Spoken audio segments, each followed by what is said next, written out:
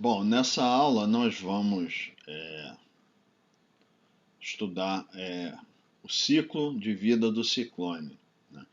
Então, na aula anterior, nós vimos características das frentes, né? Vimos a circulação, né, na região de uma frente, vimos que ali tem uma circulação ciclônica, né?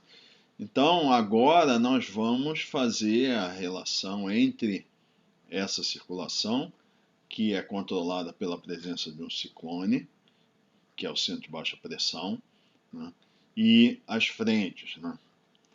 Então, tipicamente, né, o estágio inicial da chamada onda ciclônica.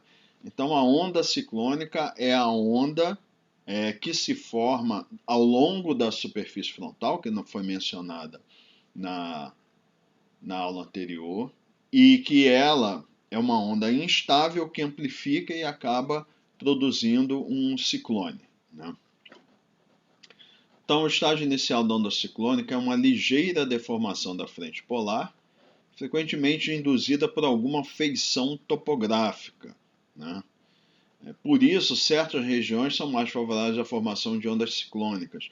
Existe uma região, por exemplo, que é ao largo ali entre o Rio Grande do Sul e o Uruguai, por exemplo, é uma região onde é favorável à formação de ciclones, né? Agora, essa não é a única forçante para iniciar o movimento do ar, perturbar o escoamento para provocar esse início de ondulação da superfície frontal, né? Então, essas deformações, né, na frente polar também podem ser iniciadas pela interação da superfície frontal com na onda meteorológica em ar superior. Então, a superfície frontal ela fica mais limitada à parte inferior, né, da troposfera, né?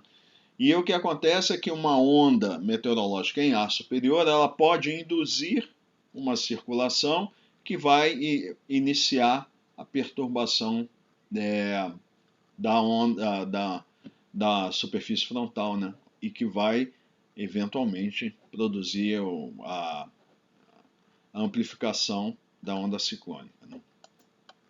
Então, essas regiões onde tem essas perturbações da superfície frontal, né, são caracterizadas por escoamento perturbado, por alguma variação na elevação do terreno ou escoamento da terra para o mar, fazendo com que uma parte da frente se mova mais lentamente que outras, produzindo uma perturbação ondulatória na frente. Então, muitas vezes a presença da topografia, né, ela vai produzir essas alterações no escoamento, fazendo o quê? A deformação surge porque uma parte da superfície frontal se movimenta com velocidade diferente da outra. Então, isso vai acabar causando essa perturbação na superfície frontal que eventualmente vai amplificar, gerar o ciclone, né? Então, se a onda for instável, a deformação frontal amplifica, com a parte significativa do ar quente se movendo no sentido do ar frio. Então, o que acontece é essa perturbação, né? Existe um movimento do ar quente em relação ao ar frio, né? Então, eu falar o ar quente se desloca no sentido do ar frio em termos relativos, né? O ar quente ele invade a região do ar frio. À medida que a amplitude da perturbação aumentar, mais ar frio estará sendo substituído pelo ar quente, contribuindo para o decréscimo da pressão e o desenvolvimento do escoamento ciclônico em torno da região de baixa pressão, que se localiza na extremidade do setor quente. Então, o que acontece é que ali na região que nós identificamos pelo ápice, né, ali deverá haver uma queda de pressão. E o que acontece? À medida que o ar quente vai substituindo o ar frio, a coluna de ar vai tendo uma densidade cada vez menor, e essa densidade menor faz com que a pressão contribua para a queda da pressão na superfície, né? Então existe o efeito dinâmico, né, que a gente vai ver mais adiante, e tem esse efeito termodinâmico também de reduzir o peso da coluna de ar pela substituição de ar frio pelo ar quente.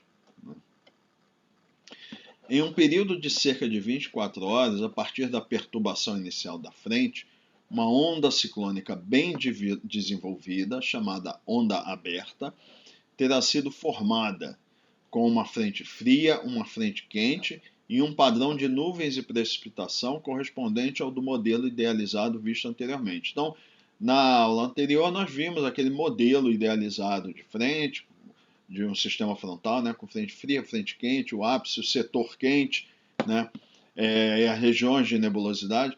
Essa é mais ou menos a estrutura conceitual da chamada onda aberta, que é o estágio após a perturbação inicial. Né? Em uma onda instável, o ar frio atrás da frente fria se move mais rápido que o ar recuando adiante da frente quente. O ar no setor quente estará continuamente sendo espremido, tendendo a ser movido para cima. Esse espremido está entre aspas aí. Então é o seguinte: nós temos um escoamento de forma geral de oeste para leste. E aí a circulação vai ter a região do ar frio, vai ter uma componente de velocidade mais acentuada no sentido do escoamento geral do que o ar quente que está recuando.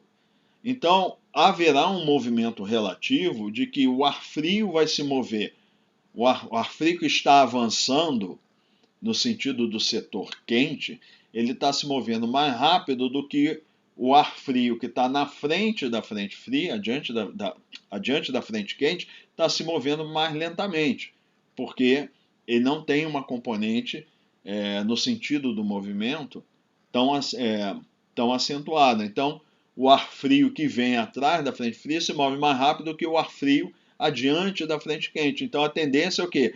É esse setor quente ele ir se reduzindo, né, vai sendo espremido entre as duas partes de ar frio e ele vai tendendo a se elevar. Né? Eventualmente, durante a circulação em torno do centro de baixa pressão, o ar frio alcança o ar quente. Então, nós passamos pela fase da onda aberta e a circulação, está havendo a circulação do sistema, ele está girando e se deslocando, né? Está havendo uma translação também. E o que acontece? Eventualmente, o ar frio ele alcança o ar quente, né? Então nós vimos, tem o ápice. Aí o que acontece? Nós vamos ver a figura adiante. O ar frio, ele é o ar frio atrás da frente fria, ele vai alcançar o ar frio adiante da frente quente. Elas vão se encontrar, né? Nesse estágio, na região em que as frentes se encontram, o ar quente será totalmente levantado a partir da superfície, diz que o ciclone está ocluído. Então seria mais correto aqui colocar o ar frio alcança o ar quente, mas no sentido de que a frente fria alcança a frente quente. Né? A frente que é formada pela junção da frente quente e da frente fria é chamada frente oclusa. O processo de elevação do ar quente a partir da superfície pelo ar frio é chamado oclusão. Então a oclusão é isso, é quando as duas frentes, frente fria e frente quente, se encontram e o ar quente do setor quente é elevado. Esse é o chamado processo de oclusão.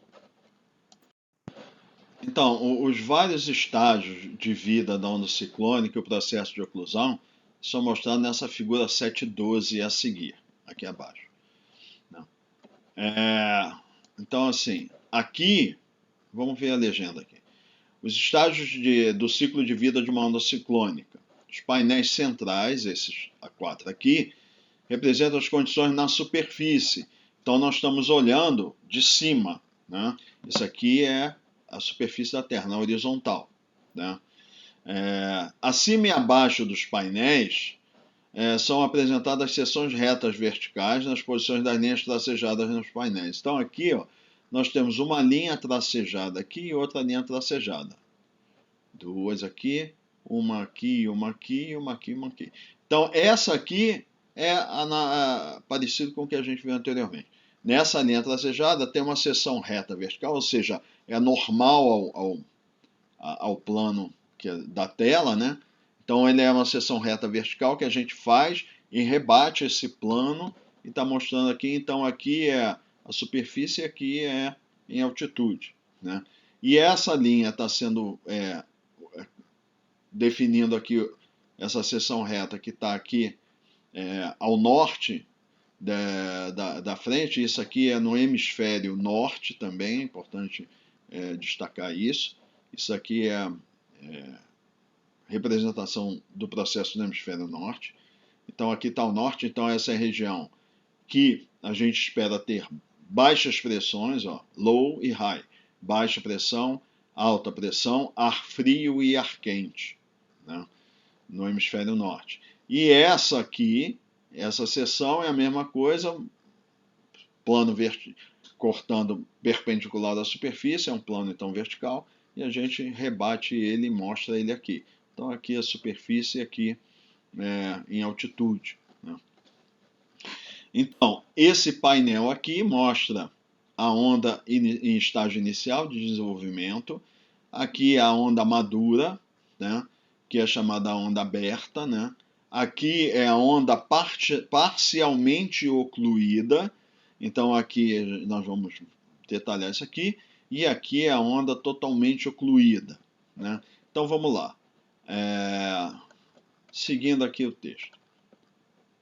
O painel A representa a onda na fase inicial de formação, com a pressão no ápice da onda ligeiramente reduzida e as faixas de precipitação ainda estreitas. Então, houve a perturbação inicial aqui, né? Então, assim, essas faixas cinzas são as regiões de precipitação, onde tem nebulosidade de precipitação. Então, aqui, ó, olhando nessa região aqui, no ar frio, né? Então a gente está na parte lá do ar frio, as baixas pressões estão aqui, e essa perturbação, a isóbara está assim, ó. Então essa é uma região que vai ficando mais caracterizada como de baixa pressão, que a gente já vai ver adiante. Então ó, a gente vê que tem um rebaixamento. Então aqui, ó, aqui a estratosfera e a troposfera, aqui está a tropopausa. Então tem um rebaixamento, ó, começa a haver um rebaixamento e está pegando ali num nível no meio da troposfera, em torno de 500 HPA, que tem um rebaixamento aqui, né? Então, a gente vê aqui a alta pressão, e nessa região aqui, ó, ao sul do ápice, então esse seria o ápice, a gente tem aqui o setor ao ar frio aqui, esse é o que será na onda aberta o setor quente, aqui o ar frio também. Então nós temos aqui o ar frio vindo, está se movimentando no sentido de oeste para leste, entrando por baixo do ar quente, e aqui o ar quente subindo pelo ar frio, essas regiões de nebulosidade aqui e precipitação. No painel B, a onda aberta está totalmente desenvolvida com as características do modelo conceitual utilizado. Então a onda está madura, né? Nesse estágio, o ar ao longo de toda a troposfera está incorporado ao movimento da onda, levando à deformação da tropopausa, como mostrado na seção reta vertical acima do painel. Então aqui nós vamos ver, ó, aqui a tropopausa já está deformada, né? E aqui, ó, em 500 HPA, é aproximadamente isso, tem já um rebaixamento significativo. Lógico, essas inclinações estão exageradas, mas é só para destacar. Já vai rebaixando ainda mais a superfície de pressão de 500 HPA, né? Então aqui, isso, o ar tropical está na parte de cima e o ar polar na parte de baixo, essa aqui, né? Então, nesse caso, ali não tem toda a região aqui, ela não tem uma descontinuidade de propriedade na superfície, só em ar superior, né? Isso aqui. Então é nessa região aqui. E aqui é o modelo conceitual que nós vimos. E o que acontece é que houve uma queda de pressão significativa aqui no ápice, e agora já dá para fechar uma isóbara aqui. Então é um ciclone fechado, é uma circulação ciclônica fechada aqui, né? E vê que há uma deformação significativa no padrão de distribuição das isóbaras. Elas estavam mais ou menos é, dispostas de uma maneira mais ou menos bem comportada, vamos dizer assim, sem ondulações significativas. Agora não, ela já tem variações significativas e na região das frentes a gente tem a quina, né, que se forma nas isóbaras, caracterizando aqui então um cavado e outro cavado, onde se posiciona a frente fria e a frente quente. Então vê aqui que o sistema estava assim, ele fechou um pouco e ele está girando também. Ó. Se observar em relação a esse aqui, então o que aconteceu? A frente fria ela se deslocou daqui para cá e a frente quente ela está aqui, né? Então o ar frio está vindo para cá e o ar quente está vindo para cá.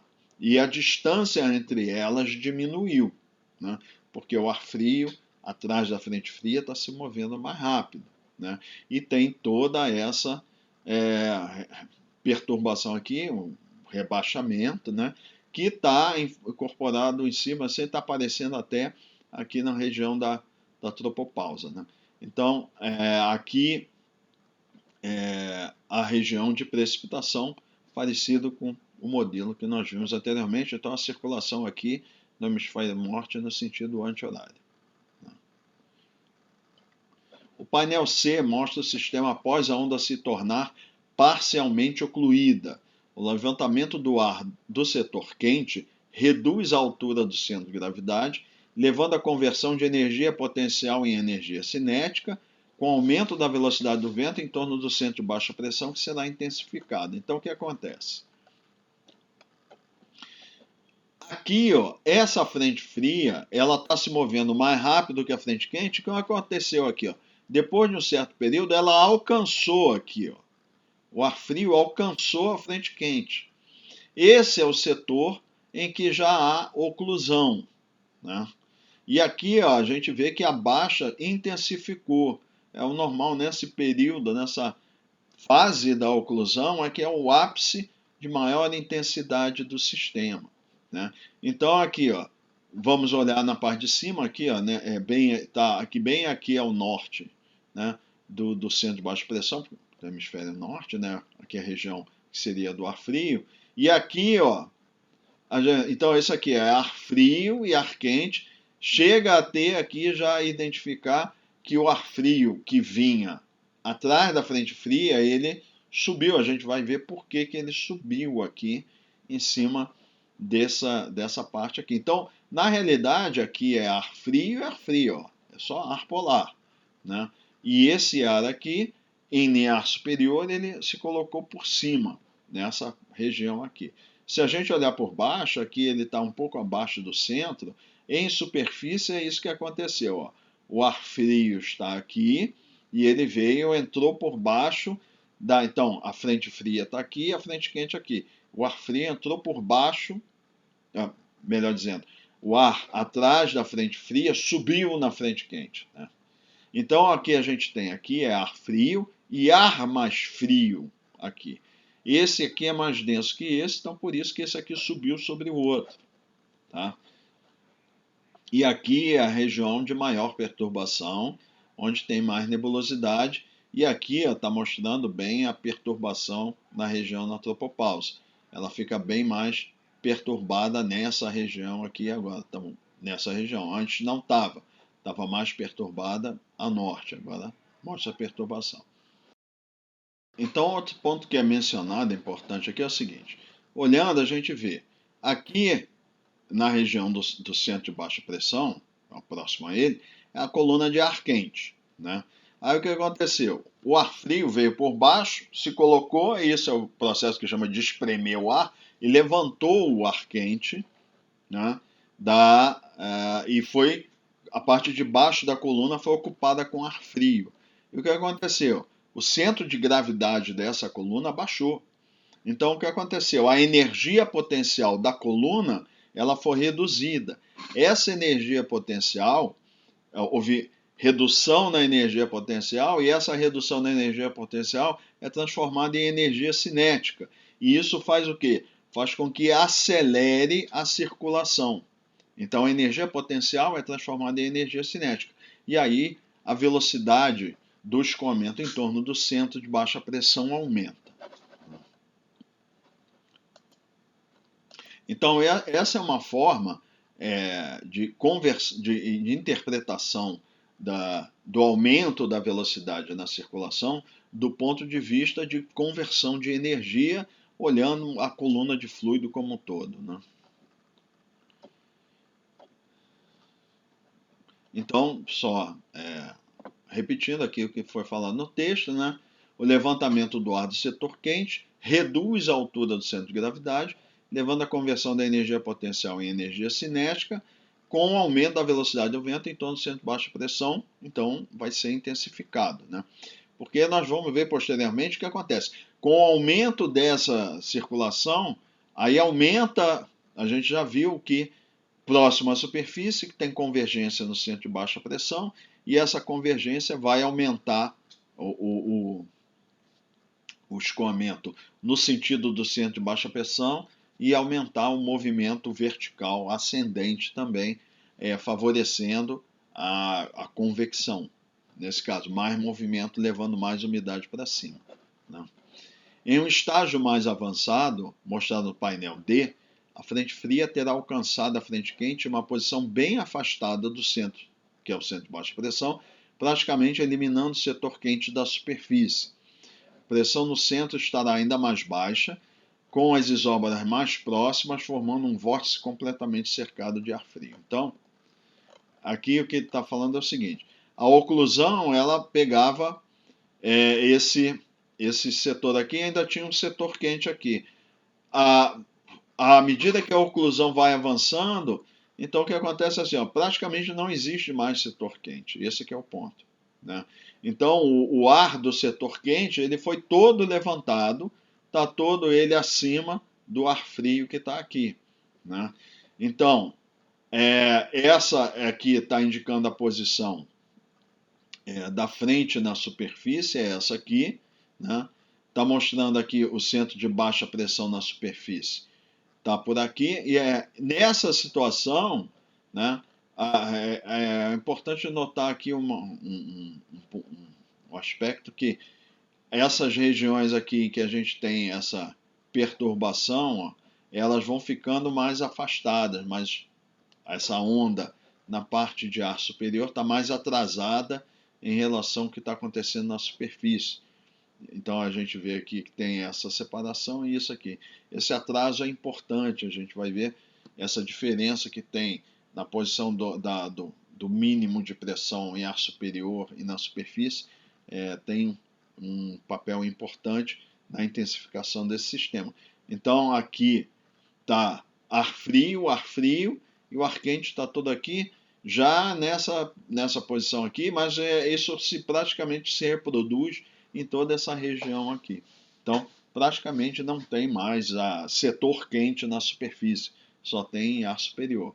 E aqui mostra, né, que esse ar que ele é mais quente do que é ar frio, porém mais quente que esse aqui, prosseguiu avançando, né, nessa parte superior aqui em cima, né, e só tem ar frio na parte de baixo, né, e o ar quente está todo levantado.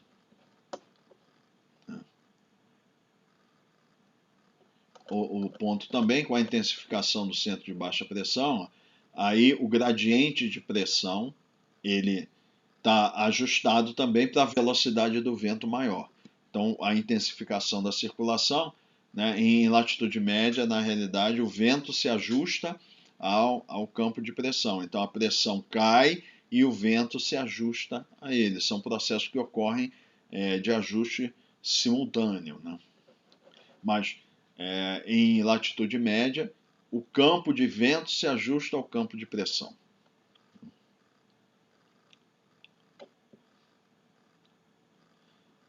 Ao atingir esse estágio, não haverá mais intensificação do sistema, em virtude de toda a energia potencial disponível já haver sido convertida em cinética, e o ciclone irá gradualmente enfraquecer e aumentar a pressão no centro. Então, a partir dessa fase, houve toda a conversão de energia possível, e aí o que vai acontecer? O sistema, a partir daí, ele não pode mais intensificar, ele vai tender a decair. E nós vamos ver. Então, essa é uma maneira de expor o ciclo de vida, essa análise assim, de conversão de energia potencial em energia cinética.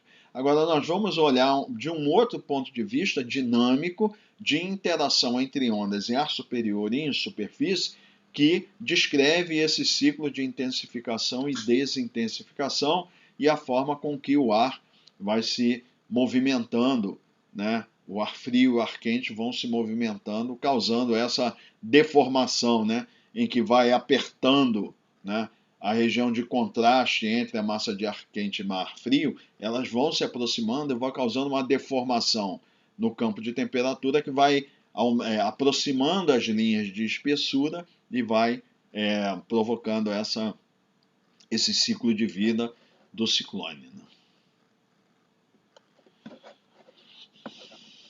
À medida que o processo de oclusão avança, o movimento da onda ciclônica e do centro de baixa pressão associado desacelera. Então, ela entra na fase de máxima intensidade, que é na oclusão, né?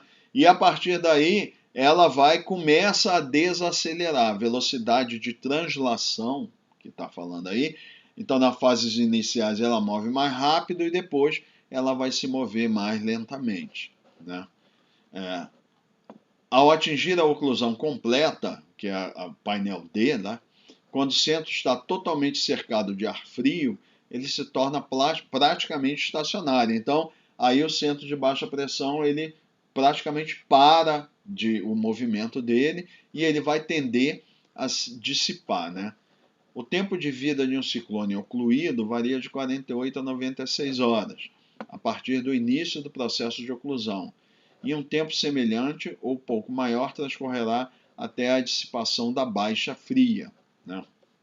Então, todo esse processo aí leva de 3 a 6 dias, mais ou menos, né? Esse ciclo de vida, né?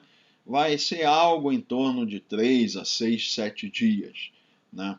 Desde o início da formação da onda aberta até esse final de vida. Então, assim, o início da formação do ciclone a gente chama de ciclogênese, e o final, o decaimento, a dissipação é a ciclólise, né? E a frente associada também é a formação da frente é a frontogênese e o decaimento da frente é a frontólise. No painel C, a seção reta vertical através da frente oclusa, tá, abaixo do painel, considerou-se que o ar frio atrás da frente fria é mais quente que o ar à frente da frente quente, né? E por isso ele se movimenta para cima, né, dele, deixando a frente na superfície com as características de uma frente quente. Nessa situação, o sistema é chamado de frente oclusa tipo quente. Então é isso aqui, ó, que foi falado. O ar frio, que vem atrás da frente fria, e ele é mais quente do que o ar frio que está adiante da frente quente. Esse aqui. Lembrando, a frente quente está andando para cá, então esse é ar adiante da frente quente. E a frente fria está vindo para cá, esse ar frio atrás da frente fria. Tudo isso, então olhando aqui, ó, tudo isso é ar frio, ó, ar frio e ar frio. Só que tá assim, esse ar aqui é mais quente do que esse aqui, né? E aí o que está acontecendo? Como ele é mais quente, menos denso, ele subiu sobre a outra, né? Então, o que ficou na superfície? Foi a frente quente que ficou na superfície. Então, isso é chamado de oclusão tipo quente, porque o ar frio que tem debaixo da superfície frontal, onde caracteriza a frente quente, esse aqui, é mais frio do que esse aqui. Então, o que fica na superfície é a frente quente. Então, chama de oclusão tipo quente, né? É o que, ó, agora bem caracterizado aqui, é a frente quente embaixo.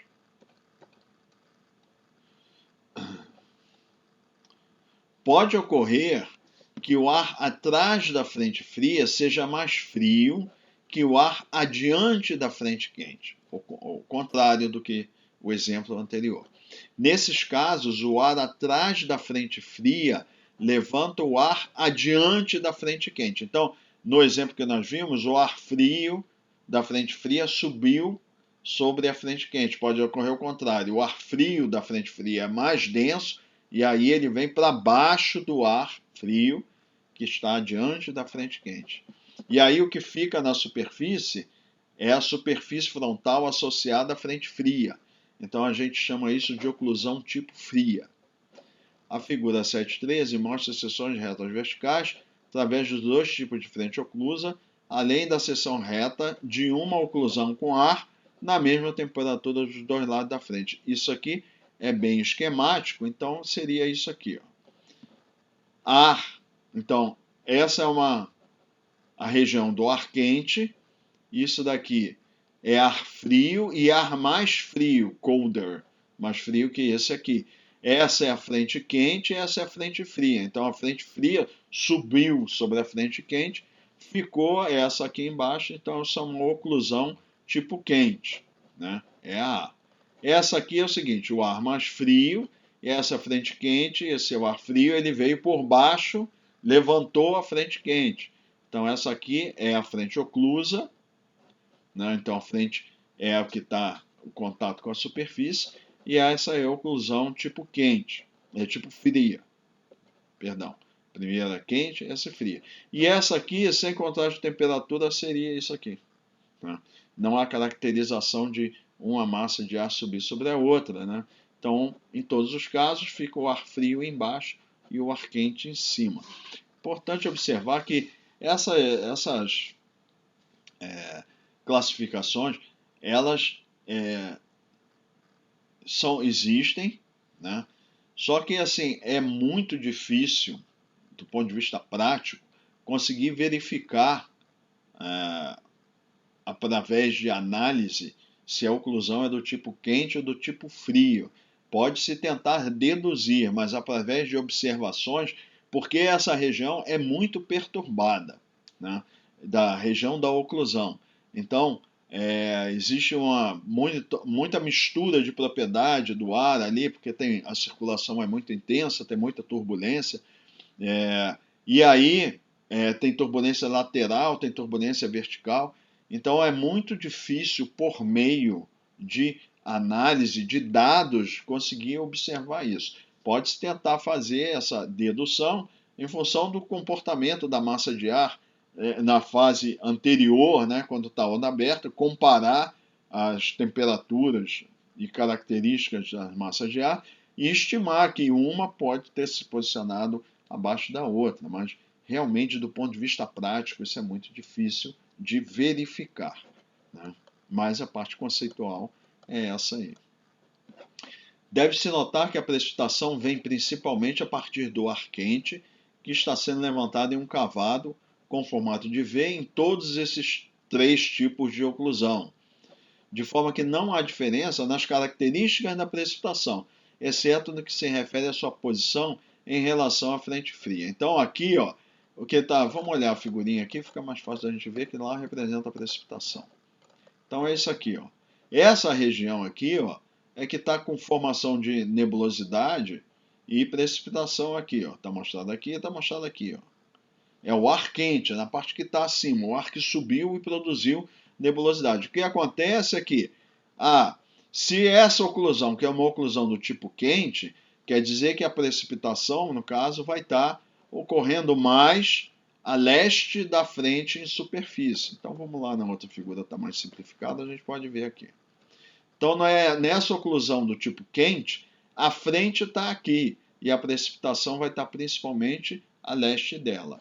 Na oclusão tipo fria, então a precipitação mais acentuada vai estar aqui e a frente está aqui. Então a precipitação é a oeste da frente em superfície, né?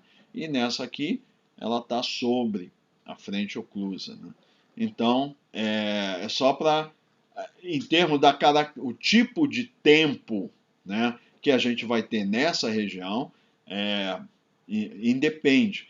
É a região de maior perturbação, de condições mais severas da gente ter condições meteorológicas mais severas, com ventos mais fortes, rajada de vento, perturbação significativa, muita chuva, vento, mas o tipo de oclusão não controla a intensidade, né, do sistema. Então, vai ver que essa região, ó, o gradiente de pressão é muito acentuado, os ventos são muito fortes nessa região aqui.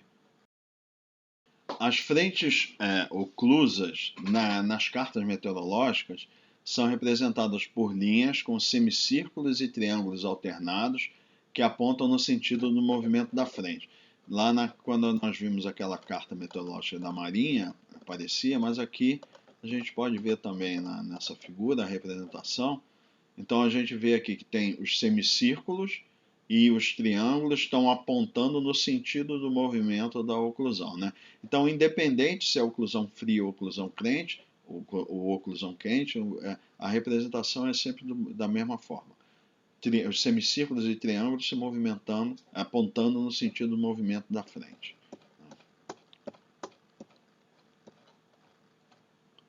Frequentemente, uma sucessão de ondas se forma sobre uma frente, criando uma chamada família de ciclones em diferentes estágios de desenvolvimento. A figura 714 abaixo representa esquematicamente uma família de ciclones. Então aqui ó, a gente vê um ciclone aqui, outro aqui e outro aqui. E o detalhe aqui é que isso daqui é a mesma, está associado à mesma superfície frontal que foi perturbada em várias posições. Então isso aqui, por exemplo, poderia ser a frente polar, que sofreu uma perturbação em algum instante, formou essa baixa que já está no estágio mais avançado, né, que já passou aqui também, nós estamos vendo o hemisfério norte, né, com ar frio aqui e o ar quente aqui. Então já está totalmente ocluída. Essa aqui, então aqui ó, temos um outro ciclone e que está parcialmente ocluído aqui, e temos um outro ciclone que está na forma de onda aberta ainda, está no início. Então esse é mais antigo, esse é intermediário, esse aqui é o mais novo.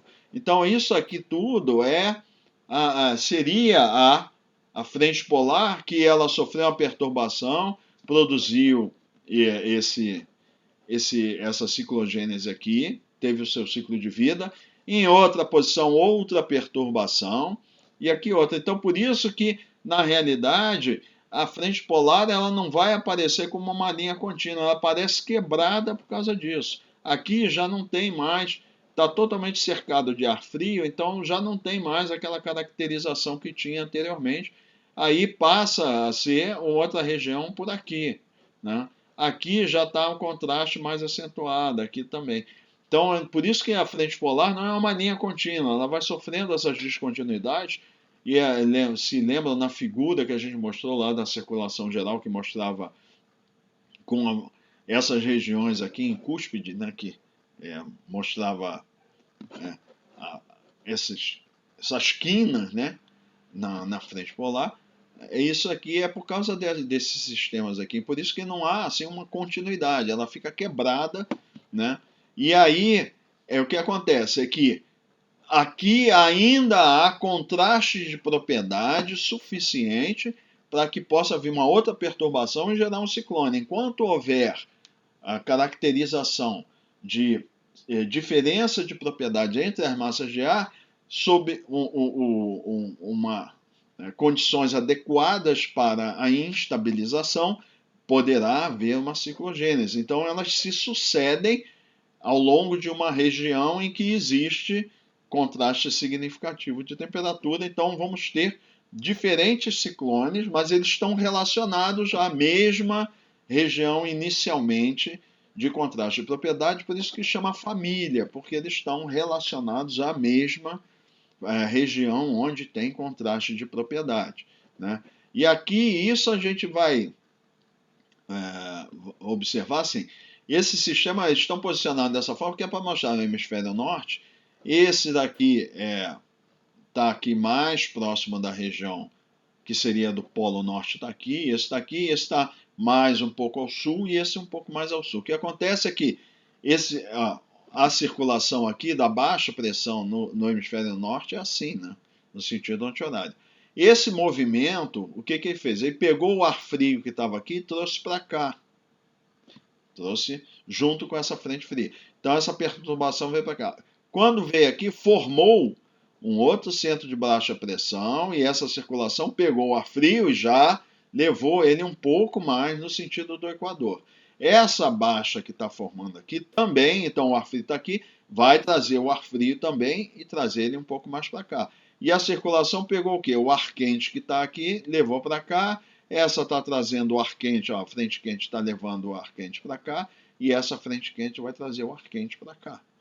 Então o que acontece? Esses ciclones em sequência, eles estão pegando o ar frio da região polar, levando para a região tropical, e pegando o ar quente da região tropical e levando para o ar frio, para a região mais próxima ao polo. É essa sequência de sistemas ciclônicos que vai fazer no final esse transporte de energia da região tropical para a região polar, mais próxima do polo, né? Região temperada, mais próxima do polo. São essas circulações em sequência que vão fazendo esse trabalho. Pega o ar frio da região fria, traz para a região tropical, pega o ar tropical, leva lá para a região subpolar.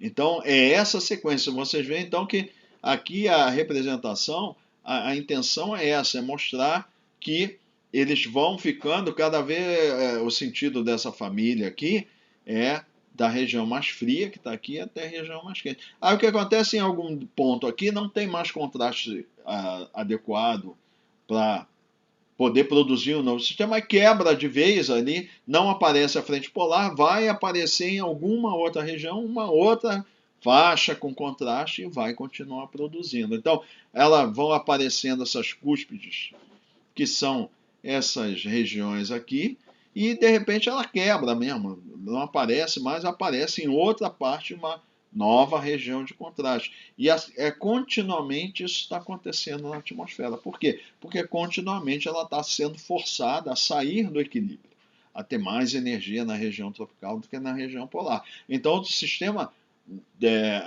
atmosférico está sempre tentando, junto com o oceano, né? Lembrando que a gente pode esquecer que o oceano tem um papel importante, mas estamos enfatizando a atmosfera, ele está sempre tentando levar ao equilíbrio. Então, enquanto houver contraste de temperatura, do ponto de vista energético, receber mais radiação do que perder no trópico, e perder mais do que ganhar na região polar, o sistema está produzindo esses sistemas, o sistema atmosférico está produzindo esses sistemas ciclônicos aqui, com frentes associadas que estão pegando o ar, levando para uma região, do quente para a região fria, do frio para a região quente, e isso também, essas ondas meteorológicas que nós estamos vendo em sucessão, elas estão fazendo também. Aí a gente vai olhar numa escala um pouco maior, que é a escala em que a gente filtra um pouco.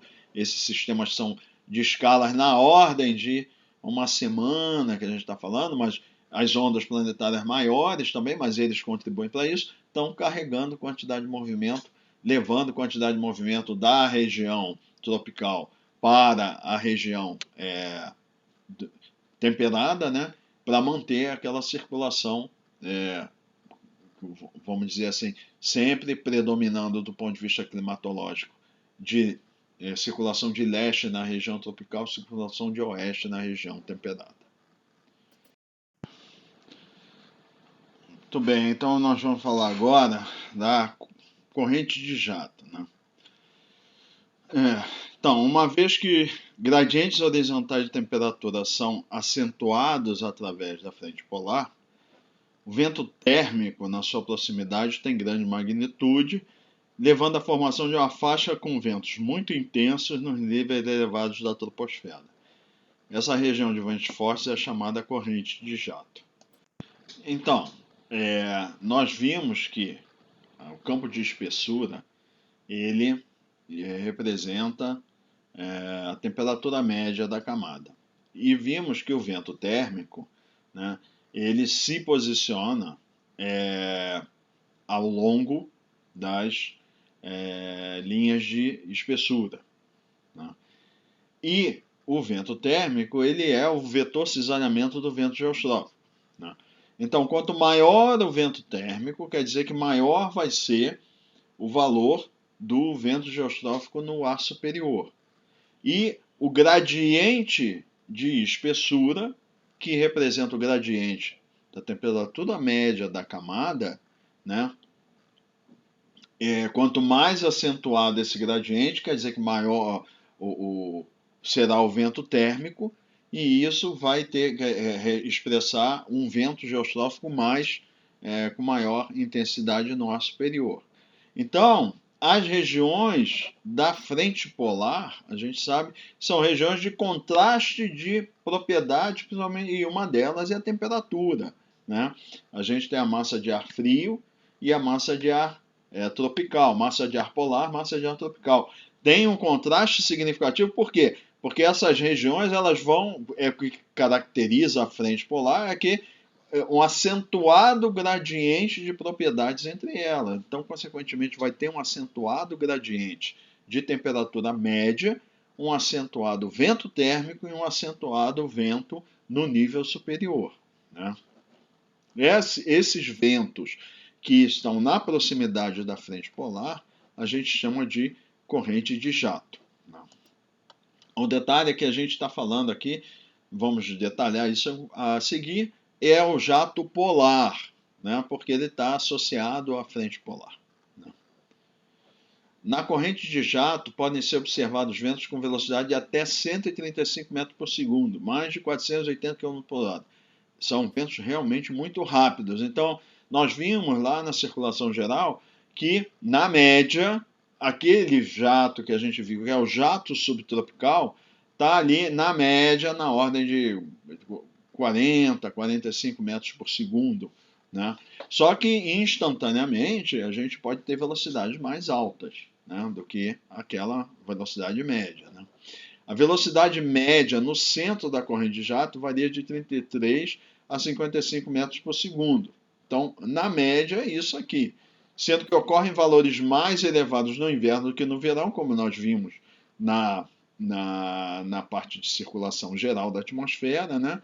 E isso está associado ao fato de que no período do inverno, né, há um resfriamento mais acentuado do polo, a região tropical não muda muito a temperatura ao longo do ano, nós observamos isso, muda mais nas regiões temperadas. E com o aumento da diferença de temperatura, porque há maior resfriamento no hemisfério do inverno, tem um contraste maior de temperatura, consequentemente tem uma aceleração da corrente de jato, né?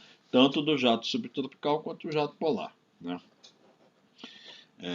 Então, temos velocidade mais elevada no inverno que no verão.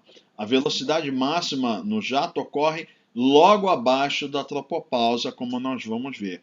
Porque a região da tropopausa é uma região de grande estabilidade, então ele vai ser posicionado mais ou menos naquela região, e acima da tropopausa, aí vem a região da estratosfera, aí o perfil de temperatura começa a modificar.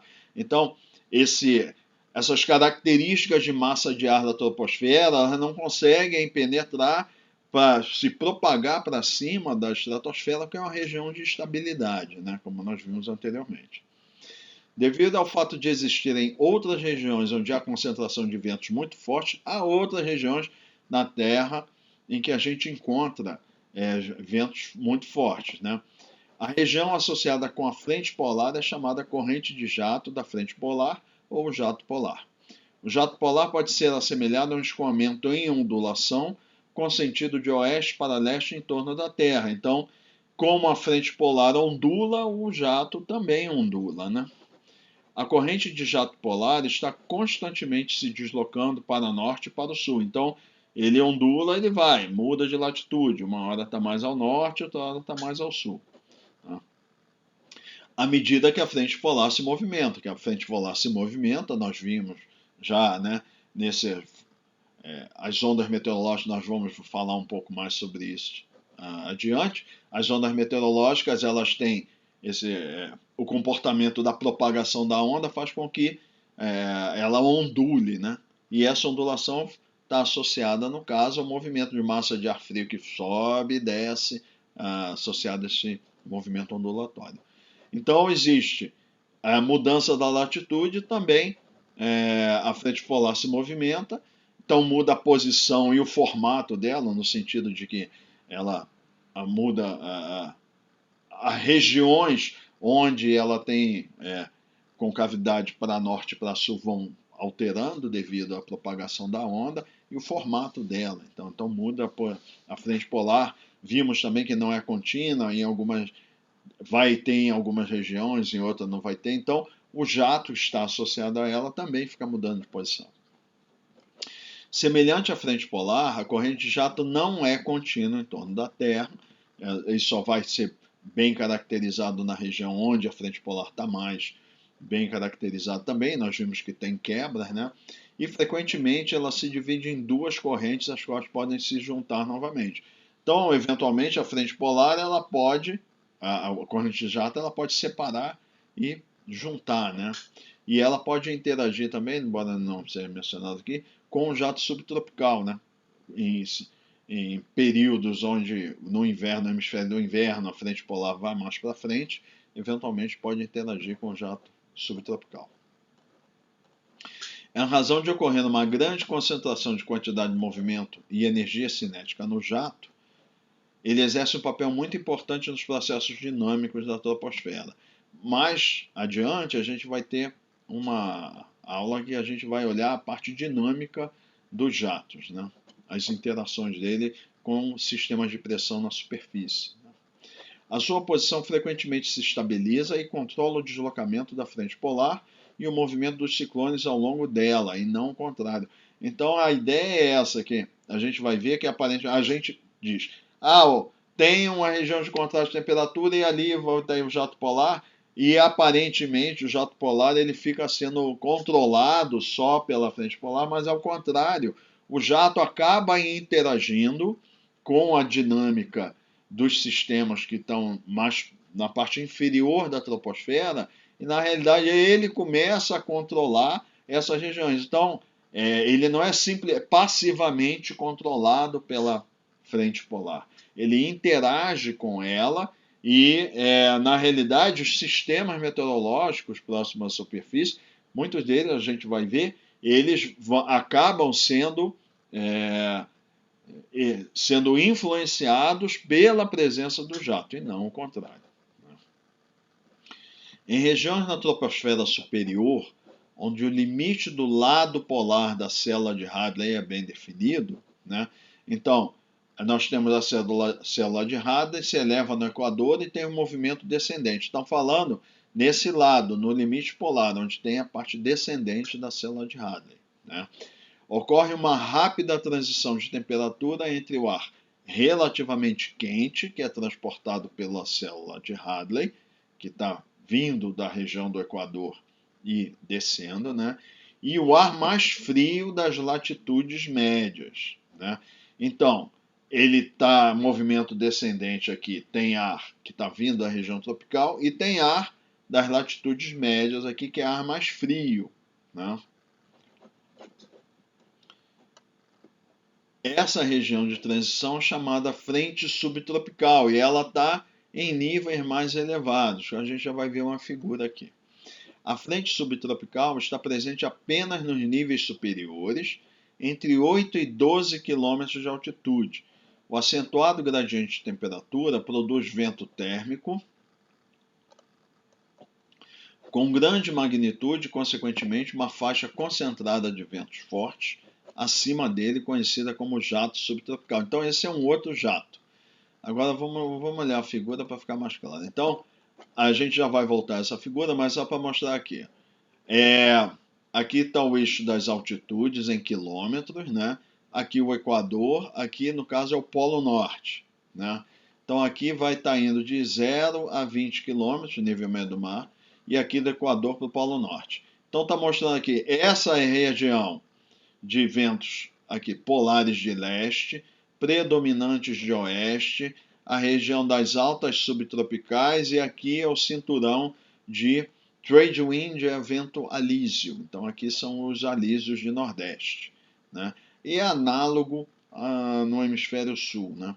Então está dizendo aqui, essa aqui seria a região da célula de Hadley, essa daqui é a região de circulação direta da polo, e essa é a região que poderia ser, a gente dizer, da célula de Ferrel.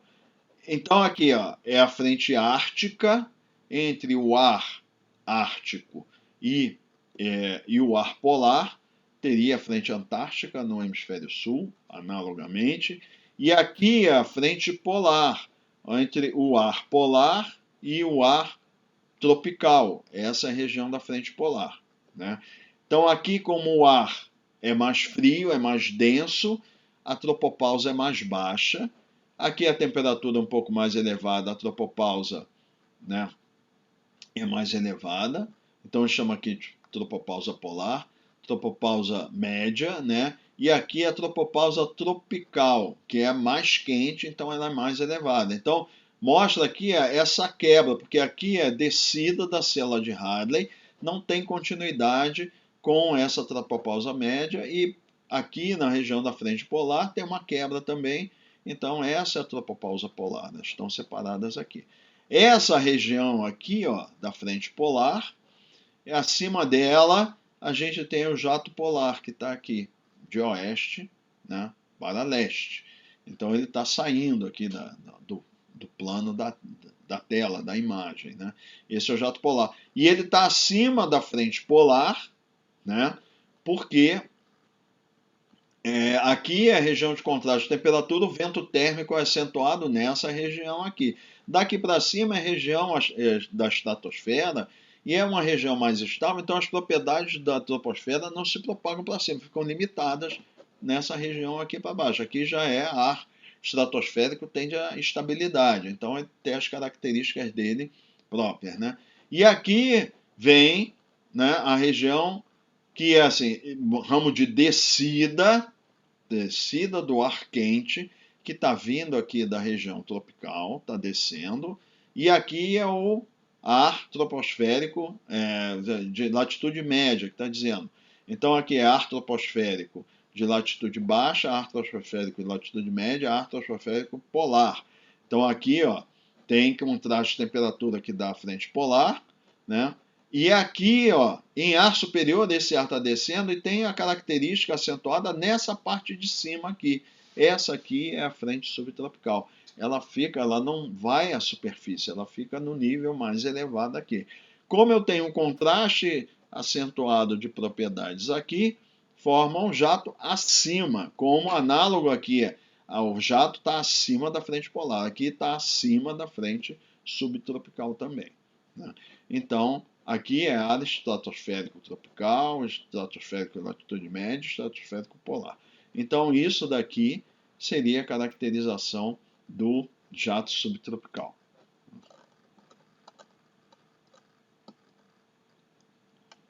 Então, é isso que diz. Esse lado polar da célula de Hadley é esse aqui, ó.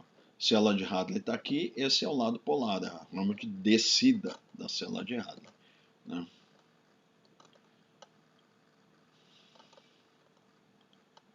O jato subtropical é mais constante e menos variável em latitude que o jato polar.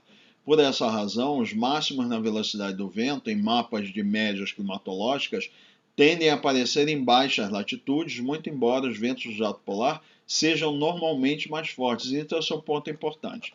Como o jato subtropical ele muda muito pouco de posição, porque essa região aqui, a região tropical, não fica sendo perturbada por essas ondas meteorológicas características aqui de latitude média. Então, essa região tem uma constância maior em termos de posição. Aqui, o jato polar, a frente polar, ela está sendo colocada aqui, mas ela está sempre ondulando, né? Ela vai para a latitude lá em torno de 55, 60 graus, depois vem a 45, 40, desce, ela fica ondulando. Então o que acontece? Quando faz a média, né? Então, e o jato polar está acompanhando ali à frente, está junto dela. Então, o que acontece? Quando a gente faz a média, esse máximo de velocidade aqui ele é diluído em uma faixa de latitude relativamente grande, então a gente não consegue ver, né, o jato polar como uma média, na média climatológica. Instantaneamente ele está presente lá com bastante intensidade.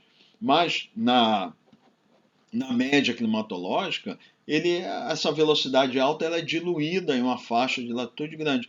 Enquanto o jato subtropical ele tem uma permanência maior, então mesmo que instantaneamente a velocidade dele seja menor do que a do jato polar, mas como ele tem a maior constância, na hora que faz a média climatológica, a gente vê essa corrente de jato aqui, que foi o que a gente viu lá na parte de circulação geral, aquela corrente de jato, né, presente com vento forte, e ela intensifica no inverno, verão, porque o movimento esse ar aqui, as características desse ar aqui, ele fica mais frio, aumenta o contraste de propriedades, e aí ele intensifica.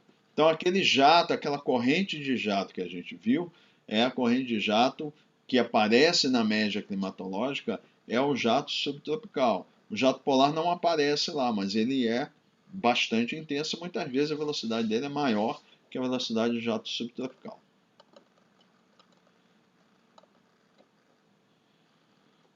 A relação entre as correntes de jato e outras características da circulação atmosférica são mostradas na figura 7.15. A tropopausa é mostrada com interrupções, quebras, na frente polar e na frente subtropical. E os jatos polares e subtropicais estão localizados sobre essas frentes, abaixo da tropopausa. Então, como está aqui, abaixo das respectivas tropopausas, né, da tropical tropical e da tropopausa média, e sobre as frentes, né, que é aqui que tem o contraste de temperatura que vai provocar um vento térmico acentuado.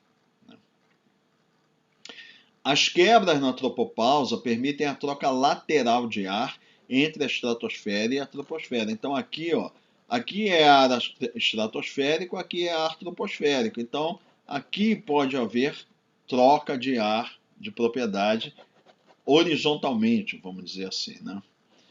Devido à estabilidade termodinâmica na estratosfera, que nós vimos que a estratosfera depois ela tende a ficar isotérmica e depois aumentar a temperatura. Então é uma região de estabilidade. A mistura vertical ocorre muito lentamente, porque tem muita estabilidade. O que acontece é que essa mistura acontece mais ali por efeitos de turbulência. Existe turbulência aqui, mas devido a essa estabilidade é relativamente lenta, né? Na troposfera, os movimentos verticais ocorrem relativamente rápido, exceto na região de anticiclones subtropicais, onde o ramo descendente da célula de Hadley produz a inversão subtropical. Então, ao longo da troposfera, a gente tem movimentos verticais, a gente tem regiões de maior estabilidade, que é a região aqui dos centros de alta pressão, tem menos mistura vertical, porque é mais estável. Mas aqui tem movimento ascendente, aqui tem perturbação da frente polar, da frente ártica. Então, comparado com isso aí, rápido e lenta, comparado com o que foi citado, o movimento, a mistura do ar troposférico com o estratosférico na vertical é muito mais lento do que dentro da própria troposfera. A troposfera tem movimentos mais amplos e mais vigorosos do que entre a troposfera e a estratosfera devido à estabilidade, né, que tem na estratosfera.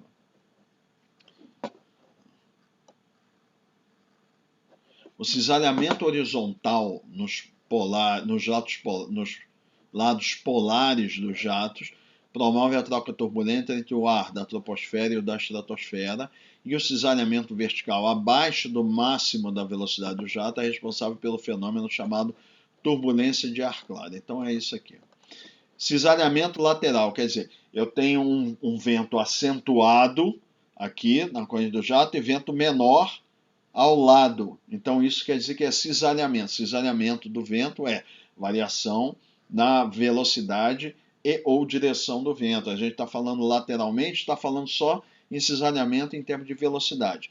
Tem a velocidade maior do jato e do lado tem menor. Então essa diferença de de velocidade, ela provoca turbulência lateral, que não ocorre muito aqui na região em termos de grande escala, a gente não tem muita turbulência lateral, né?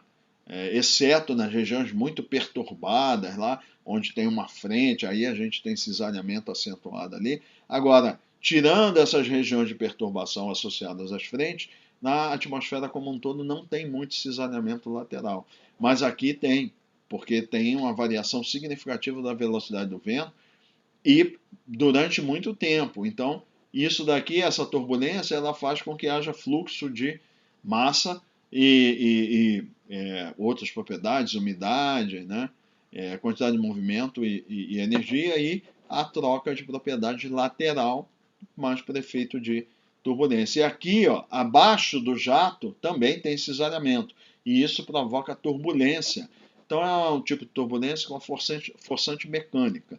Regiões onde a gente tem muita variação na velocidade do vento em termos laterais, né, de velocidade, seja horizontal ou vertical, a gente tem produção de turbulência. Então, aqui abaixo do jato, a gente vai ter turbulência significativa nessa parte de baixo aqui, que chama turbulência de ar claro.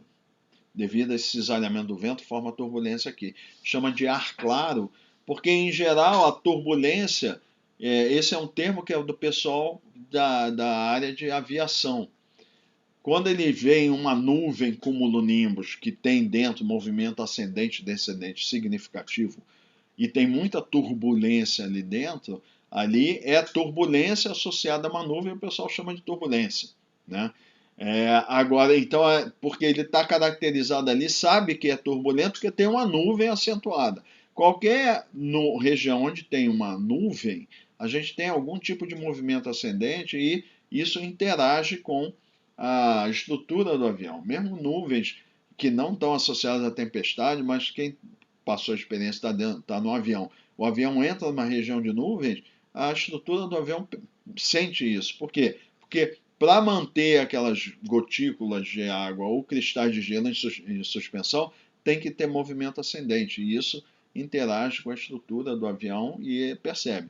Agora, dentro de uma nuvem cumulonimbus que tem ventos, que pode ter ventos de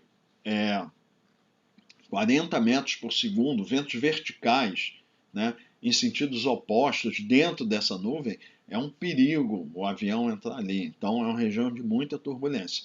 Então, a chamada ali tem turbulência identificada pela presença da nuvem. Aqui tem turbulência mesmo e não é necessariamente identificado pela presença de uma nuvem. Por isso que chama turbulência de ar claro.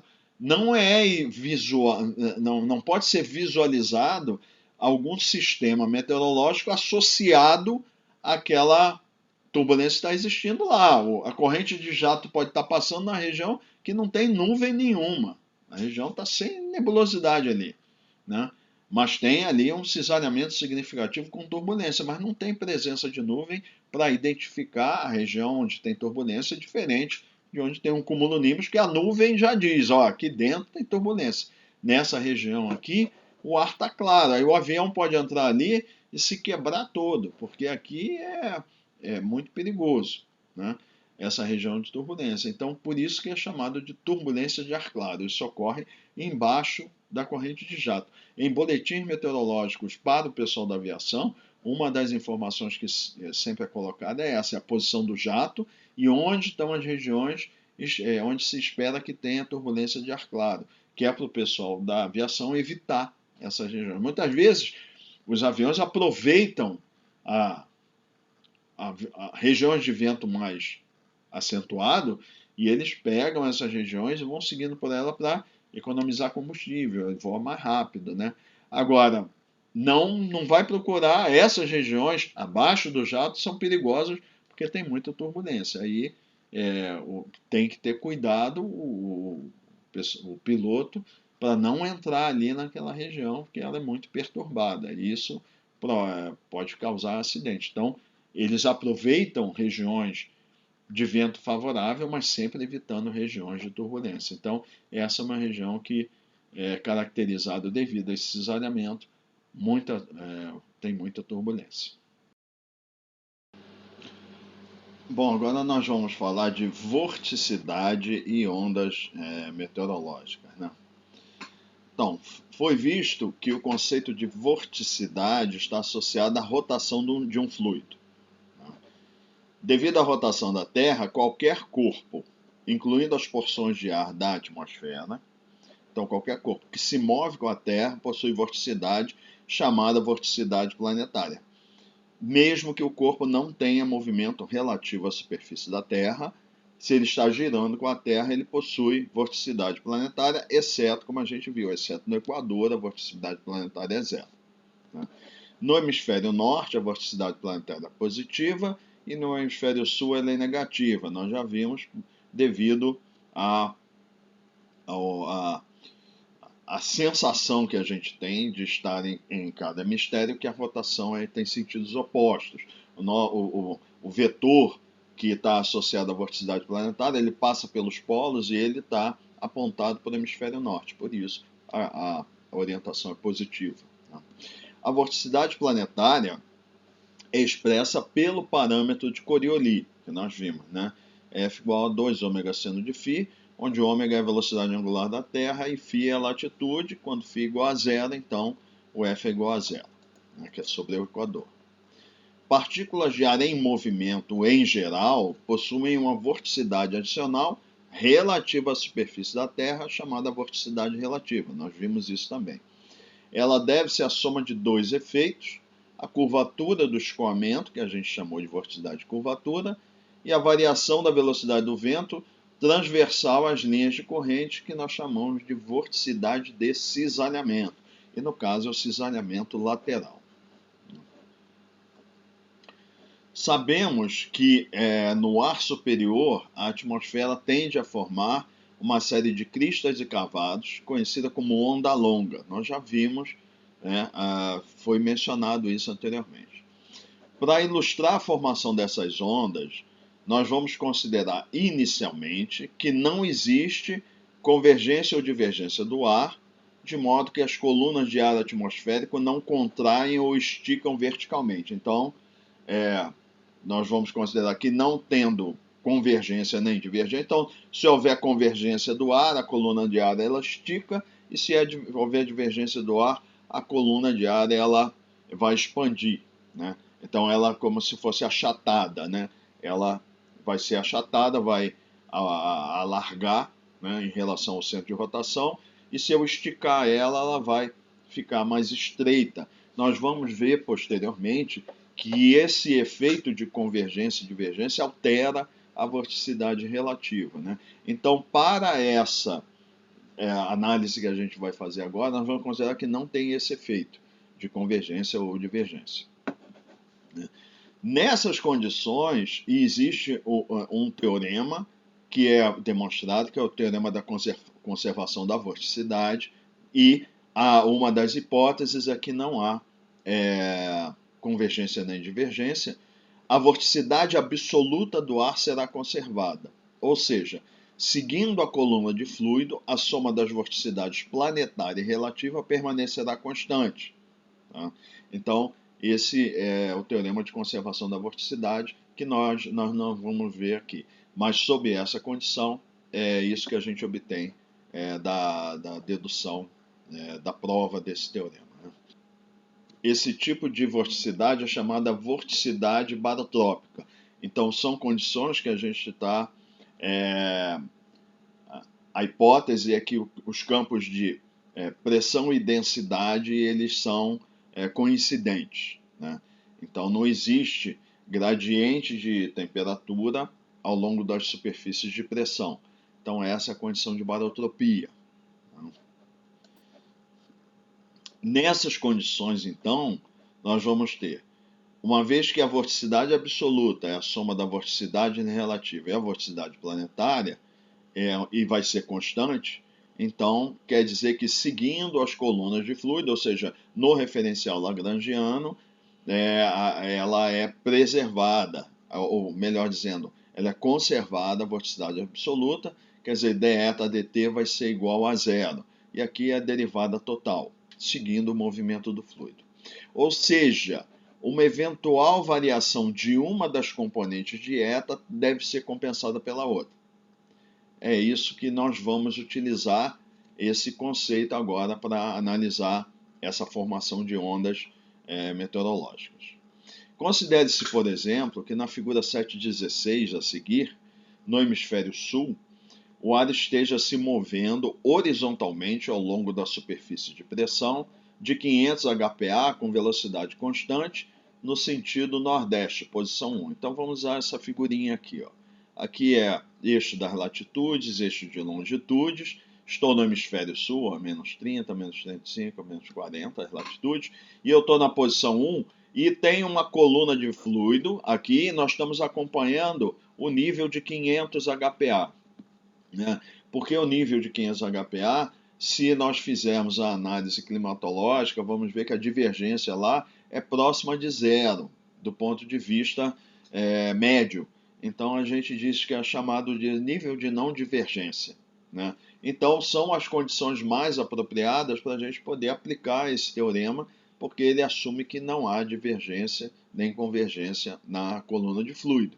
Então nós vamos pegar uma coluna de fluido no nível de 500 HPa, onde ela está, a coluna de fluido está girando e não tem convergência nem divergência ali. Tá? E vamos supor que ela está se movendo no sentido do Equador, no sentido norte. Né?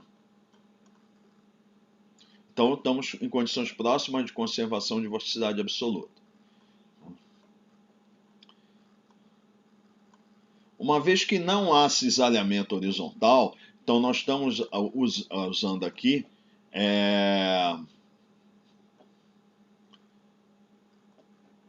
então nós vamos usar a hipótese aqui que não há cisalhamento horizontal. A velocidade do vento é constante ao longo dessa região aqui. Então nós vamos considerar que nesse movimento inicial não há cisalhamento e o deslocamento é retilíneo. Então também não há vorticidade de curvatura inicialmente. Né? Então, mudanças na vorticidade relativa, elas ocorrerão apenas por mudanças na curvatura do escoamento. Vamos considerar que inicialmente não tem curvatura, então só tem a vorticidade planetária. E não há convergência nem divergência, então ele está se movimentando no sentido nordeste. Como na posição U1 o ar está fluindo no sentido do Equador, ele está se dirigindo para uma região de aumento da vorticidade planetária. Então, lembrando, a vorticidade planetária ela sempre vai aumentar no sentido de sul para norte. Por quê? Porque ela é negativa no hemisfério sul, positiva no hemisfério norte. Então, a vorticidade planetária sempre aumenta no sentido de sul para norte. Né? Então, no caso, está indo para o Equador, a vorticidade planetária está aumentando. Logo, para que a vorticidade absoluta permaneça constante, a vorticidade relativa deve diminuir, o que ocorre com o escoamento assumindo uma curvatura ciclônica em 2. Então, olha aqui. A porção de fluido está indo para cá. Inicialmente, vamos considerar, só tem vorticidade planetária. A vorticidade relativa é zero. Né? Então, à medida que ela está se deslocando, a coluna de fluido, no sentido do Equador, o F está aumentando. Ó. Se o F está aumentando, então o que tem que acontecer? Tem que induzir, então está ficando mais positivo, tem que induzir vorticidade relativa negativa para poder compensar e manter a vorticidade absoluta. Então isso vai ser como? No hemisfério sul, vorticidade relativa negativa, ela é com curvatura ciclônica, ou seja, no sentido curvatura no sentido horário, para cá. Então, à medida que a coluna de fluido vai se movendo no sentido do Equador, ela tem que assumir uma curvatura nesse sentido, com vorticidade negativa. Então, inicialmente a vorticidade relativa era zero, então ela tem que diminuir, torna-se negativa. Então, ela tem que ter uma curvatura no sentido ciclônico, nesse sentido aqui em 2. para manter a vorticidade absoluta. A partir da posição 2, o escoamento passa a ter sentido sudeste, aonde a vorticidade planetária tende a diminuir. Logo, para manter eta constante, o escoamento deve adquirir vorticidade relativa anticiclônica, que é positiva, ou seja, o escoamento adquire curvatura anti-horária em 3. Então vamos lá. Estávamos aqui, aí a coluna de fluido assumiu essa curvatura da trajetória aqui, que é negativa, ela passa a vir no sentido do polo. Aí o que acontece? Quanto mais vai para o polo sul, aí a vorticidade planetária tende a diminuir. Eu tenho a ideia que se conserve a vorticidade absoluta. Então, se F está diminuindo, o zeta tem que aumentar.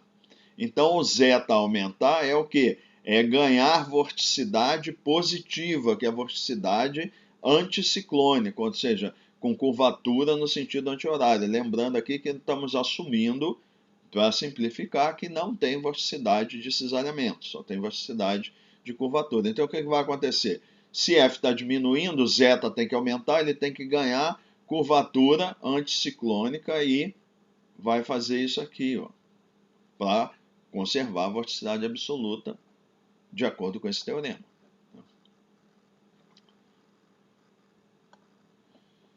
A partir da posição 3, o escoamento volta a ser dirigido para o equador, aonde a vorticidade planetária tende a aumentar novamente. Então, para conservar eta, a vorticidade relativa deverá novamente diminuir com o escoamento adquirindo curvatura ciclônica, horária, no sentido horário, em 4. A continuidade desse processo leva à formação de uma série de ondas longas que acabam por circundar toda a Terra. Então, o que acontece? Chegou na posição 3, ganhou vorticidade anticiclônica, está indo, volta aí no sentido do equador. Aí a vorticidade planetária volta a aumentar. Aí o que tem que acontecer? A vorticidade relativa tem que diminuir. Aí a vorticidade relativa diminui o quê? Ganhando curvatura no sentido ciclônico. Aí ela vai fazer isso aqui. E a sucessão desses movimentos, então, forma essas ondas.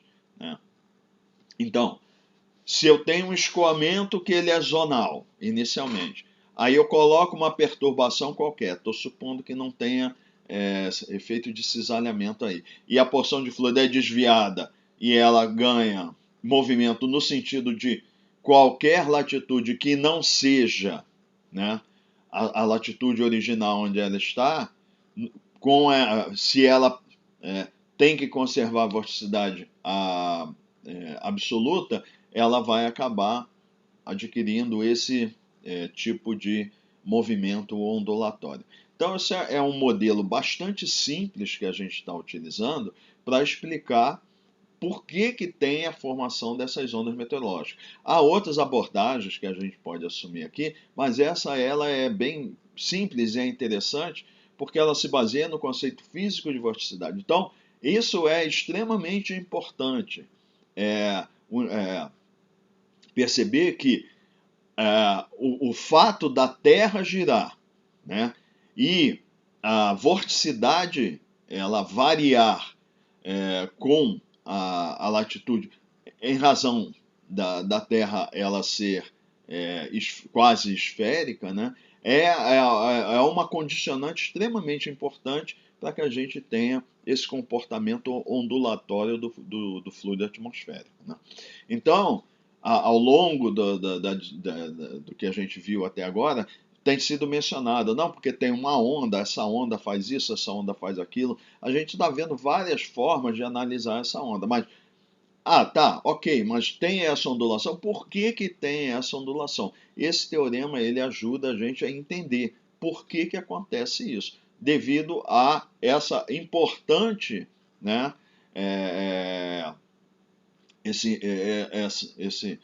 esse importante fato físico, ou restrição, vamos dizer assim, é uma restrição física que o fluido tem que conservar a sua quantidade de movimento angular, que está sendo representada, está associado, nesse caso aí, a quantidade de movimento angular está associada à rotação, que está sendo expressa essa quantidade de movimento angular da coluna de fluido que está girando em termos dessa variável que a gente chama de vorticidade absoluta, que é composta de dois tipos de vorticidade, que é a planetária e a relativa. Bom, agora nessa sessão, nós vamos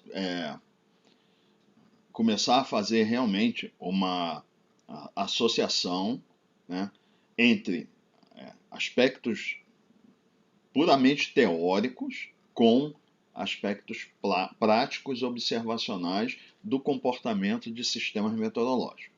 Tá? Então, lembrando, esse conceito de vorticidade é extremamente importante, por quê? Porque ele está associado à circulação de um sistema meteorológico. E nós vimos, né, na descrição lá, na parte descritiva de sinótica, em que nós falamos sobre frentes, falamos sobre ondas ciclônicas, né, que a circulação do fenômeno, né, do sistema, é crucial na evolução, no controle da evolução do ciclo de vida desse sistema, do ciclone e das frentes associadas. Né? Então, quando nós estamos falando de circulação, nós estamos falando de vorticidade. Tá? E no caso, é a circulação do sistema em relação à superfície da Terra. Então, é a vorticidade relativa, que é aquela circulação que o sistema tem, né? Em relação à superfície. Então, nós há pouco vimos as ondas, essas grandes ondas, né, que ficam movimentando a massa de ar num sentido e no outro. Então, vê nessas ondulações o que acontece. Quando a onda ela vai no sentido do Equador, carrega, por exemplo, no hemisfério sul, está carregando ar frio no sentido do Equador. Quando a onda ela vem no sentido do polo, ela está trazendo ar tropical no sentido do polo. Então, isso está fazendo que haja um movimento das massas de ar. E, eventualmente, ao longo dessa onda, existem certas perturbações em que vão amplificar em uma escala menor. Então, o que a gente viu são as ondas bem longas. E sobre essas ondas, aí a gente tem essas pequenas perturbações, em termos de escala pequena, nós estamos falando de milhares de quilômetros, que vão provocar os ciclones. Então, lembra daquela família de ciclones? Tem uma grande onda, que é representada ali, essa grande onda seria a frente polar, e sobre ela a gente vai tendo perturbações. Essas perturbações é que a vorticidade relativa está controlando a evolução do ciclone, que tem uma escala menor do que essas grandes ondas. Né? Então, vamos lá. É reapresentada a seguir a equação da tendência da vorticidade, que nós vimos na unidade no capítulo 5, lá na unidade de dinâmica. Né? Então, nós temos essa equação aqui, que del zeta del t, então lembrando, aqui é o efeito, a gente está olhando o referencial euleriano, é uma posição fixa. Então, como está evoluindo a vorticidade relativa na posição fixa? Ela vai ser igual a menos V subscrito H, então o produto escalar aqui da componente horizontal, a componente horizontal do vetor do vento, ou seja, estamos desprezando o efeito aqui, não considerando efeito vertical, é o produto escalar com o gradiente da vorticidade relativa. E esse termo aqui é o quê? É o termo de advecção. Né? Então, esse é o termo A. Esse aqui é a expressão de advecção de vorticidade relativa, né? Que nós já vimos o que é o conceito de advecção. Aqui é o termo B, é esse aqui, V, menos V, que multiplica dF dy, isso é a derivada da vorticidade planetária, na direção Y. Nós vimos por que fica só essa derivada, é uma derivada ordinária, porque f só é função apenas de y. Mas zeta mais f, que isso daqui é a vorticidade absoluta, que multiplica del W del Z. Né? E esse aqui é o termo da divergência. Né? Então, vamos enfocar os termos principais da equação da vorticidade para escoamentos de grande escala no hemisfério sul. Né? Então, aqui, lembrando que outros termos na análise de escala, que é o termo de inclinação e o termo solenoidal, esses dois termos foram desprezados na presença dos outros. Esses aqui são os mais importantes, né? Então, o termo A é chamado termo de advecção. Caso ele seja positivo, então se todo o termo é positivo, contribuirá para o aumento da vorticidade anticiclônica. Então, isso é qualquer um desses termos, se ele for positivo, quer dizer que o zeta tende a ficar mais positivo. E no hemisfério sul, com a vorticidade positiva, com o polegar para cima, vorticidade relativa positiva, quer dizer que ela é anticiclônica. Se o termo, a contribuição do termo, for negativa, quer dizer que o zeta ao longo do tempo está tendendo a ficar mais negativo. E no hemisfério sul, aí o polegar para baixo, no hemisfério sul é vorticidade ciclônica, né, no sentido horário. Então, caso seja negativo, contribuirá para a vorticidade ciclônica. Na figura 7.17 a seguir, no ponto 1, o padrão de circulação faz com que o termo de advecção de vorticidade, esse termo A, menos o produto escalar de VH com o gradiente de zeta, seja negativo em 500 HPA, induzindo vorticidade ciclônica, tendendo a intensificar a circulação na coluna de ar sobre a baixa em superfície. Então, essa figura é a representação esquemática do efeito do termo de advecção de vorticidade relativa em uma onda meteorológica em 500 HPA no hemisfério sul. Então vamos lá. Aqui, o que está sendo representado em vermelho, tá, é um centro de baixa pressão na superfície. Tá? Então, centro de baixa aqui. E essa linha preta aqui é uma onda meteorológica que está em 500 HPA. Tá? Então, estamos supondo que nós temos essa configuração. A onda em 500 HPA está aqui, estamos no hemisfério sul, e aqui abaixo em superfície. Então, o equador está aqui, o polo está aqui. Em geral, a gente tem valores de altura geopotencial maiores do lado do equador do que do polo, porque a superfície de pressão de 500 HPA ela está mais alta na região onde é mais quente. Então, aqui, apenas para exemplificar, nós colocamos aqui 5.600 metros geopotenciais, 5.550 e 5.500. Tá?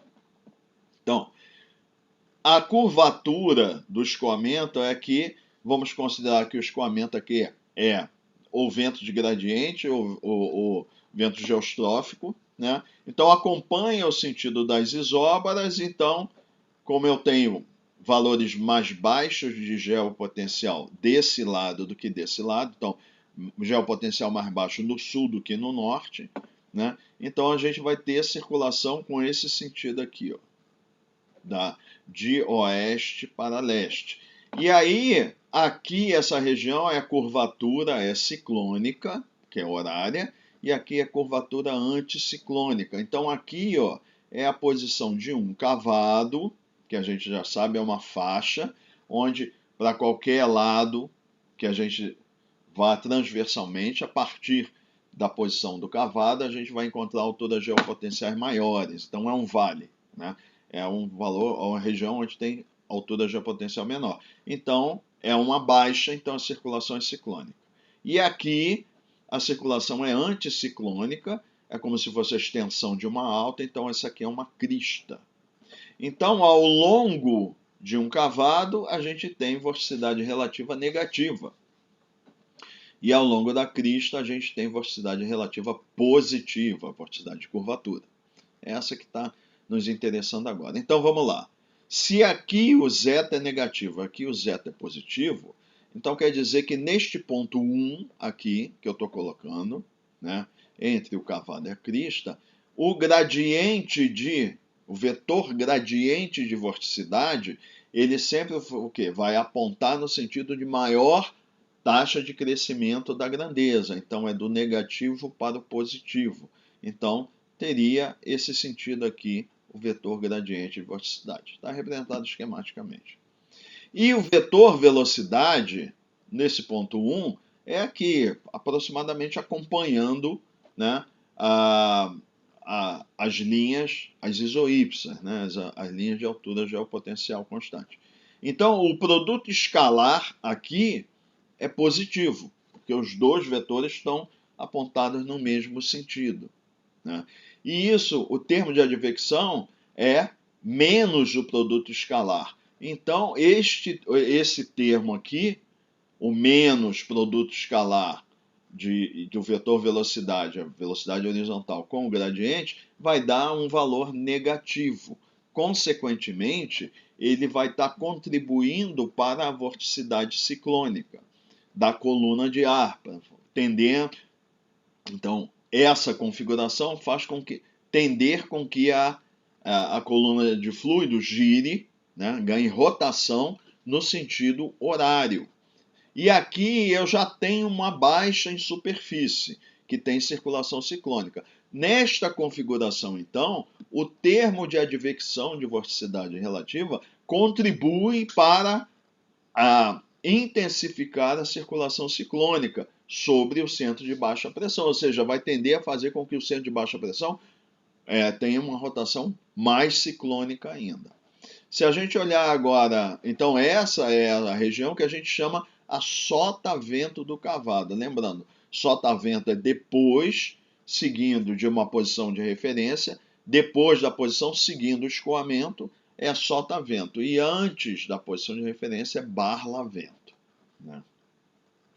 Sobre o ponto 2, o termo de adversão de vorticidade em 500 HPa tende a induzir vorticidade ciclônica na coluna do ar, né? Na coluna de ar, pois o termo de advecção de vorticidade menos o produto escalar da velocidade com o gradiente de vorticidade será positivo. Logo, um centro de baixa pressão em superfície tenderia a desintensificar. Então vamos lá. Essa é a posição 2, aqui está a crista. Então vamos lá. Se aqui está a crista, aqui é o máximo. Então, possivelmente eu tenho um cavado aqui. Então, o gradiente de vorticidade relativa está apontando no sentido da crista, para cá. Tá? E o vetor velocidade está para cá. Então, como eles têm sentidos opostos, o produto escalar aqui vai ser negativo. Com menos na frente, fica positivo. Então, o resultado positivo leva à indução ou a tendência de ter vorticidade anticiclônica, ou seja, a vorticidade de circulação no sentido anti-horário. Se eu tivesse uma baixa aqui em superfície, a baixa está querendo circular no sentido ciclônico e a advecção de vorticidade no sentido anticiclônico. Então, tende a se opor à circulação em superfície, ou seja, a tendência a reduzir a circulação ciclônica. Ou seja, a ideia seria de desintensificar a circulação ciclônica na superfície. Sobre a crista e o cavado, o termo de advecção de vorticidade é igual a zero, pois o termo gradiente de zeta muda de sinal sobre eles. Então, assim, aqui é o mínimo de vorticidade, aqui é o máximo. Tá? Então, sobre o mínimo, sobre o máximo, o que acontece? Aqui a vorticidade, então, ela é negativa e aqui ela é positiva máxima, então aqui ela vem de valor que está atingir o máximo, depois ela vai tender a diminuir. Então, quando ela atinge o máximo e tende a diminuir, aqui, no pico, né, no valor da crista, ele tem um valor que é zero, porque no caso, né, o gradiente é zero. Por quê? Porque no caso aqui, ele está à esquerda, né, o vetor gradiente está apontando para cá, e à direita o vetor gradiente está apontando para cá. Então, ele está apontando para leste nessa posição e apontando para oeste nessa posição. Então, ele está mudando de sinal. Então, aqui, sobre o máximo, ele vai ser zero. A mesma coisa aqui, né? Nessa posição oeste, o vetor gradiente vai estar apontando no sentido oeste. E aqui ele vai estar apontando no sentido leste. Como está mudando de sinal, sobre o mínimo e sobre o máximo, então o gradiente é zero, porque ele muda de sinal. Então, como o termo é o produto escalar de velocidade e gradiente, né, de vorticidade, se a gradiente de vorticidade aqui é zero, então esse termo ele não tem influência sobre a vorticidade, sobre o cavado e sobre a crista. Portanto, uma baixa em superfície a sotavento do cavado em 500 HPA tende a intensificar. Então, o que a gente está querendo ver aqui, analisar, é essa relação entre o que está acontecendo em um sistema meteorológico na superfície e uma onda que está no nível lá de 500 HPA, que a gente já viu, é representativa do comportamento dinâmico da atmosfera, porque metade da massa está ali na posição que é metade da massa da atmosfera. Então, ele é relevante. E a gente vê que tem um comportamento que as ondas na superfície, nós vimos isso nas descrições que a gente fez anteriormente da estrutura da atmosfera e na circulação geral, que os sistemas próximos à superfície, eles não têm essa continuidade de onda que tem na parte lá no meio da troposfera. Por quê? Porque tem efeito de atrito, topografia, diferença de temperatura, que influencia demais e ele não tem essa continuidade em onda. Então, a gente tem ondas que são mais longas no ar superior e que são aquelas ondas que a gente viu, que elas são as ondas longas, e a gente tem os sistemas de escala menor na parte mais próxima à superfície. Então, poderia ser uma configuração dessa. Então, a sotavento do cavado da onda em 500 HPA aí induz circulação ciclônica, aqui anticiclônica, só desse termo A.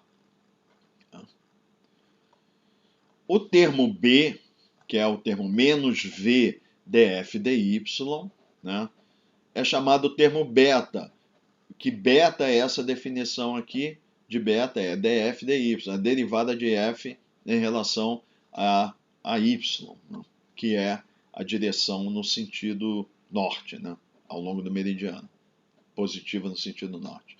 Da mesma forma que o termo A, ele contribuirá para acelerar a circulação ciclônica em superfície se for negativo ou desacelerar se for positivo, né? A figura 7.18 ilustra a situação desse termo sotavento de um cavado. Então vamos lá. Novamente a gente vai pegar hemisfério sul, aqui uma onda em 500 HPA, tá? Aqui estão valores maiores de altura geopotencial aqui. Então, por exemplo, foi colocado 5.550 aqui e 5.500 metros geopotenciais. A circulação, então, está de oeste para leste, acompanhando aproximadamente as isoípsas. Então, teria o vetor velocidade, seria esse aqui, tá? E aí, vamos ver. Se o vetor velocidade é esse aqui, o que vai acontecer é que a componente da velocidade na direção y é esse v aqui. Então, eu vou projetar o vetor velocidade aqui e eu vou ter esse v aqui. Então, lembrando, o termo b da equação é o v, componente v da velocidade, menos v df dy, que é o termo de advecção de velocidade planetária, né? Então, aqui, ó, o V está apontado para baixo, tá? E abaixo em superfície a gente está colocando também novamente a sotavento do cavado, né? Deve-se notar que o termo beta será sempre positivo, porque a vorticidade planetária dF dy ela aumenta com y, porque eu estou saindo do hemisfério sul, né, que é negativo, para o hemisfério norte positivo. Então o dF dy é sempre positivo, né? No caso ilustrado, sobre o ciclone na superfície, a sotavento do cavado, como a gente está vendo aqui, né, em 500 HPA, nós vamos ter o V menor que zero, fazendo esse termo menos V beta maior que zero. Aqui é positivo, negativo e negativo. Então, todo o termo vai ser positivo. Assim, o termo beta tem, naquela posição, o efeito oposto ao do termo de advecção, que é o termo A, que é a advecção de velocidade relativa, e tende a desacelerar a baixa.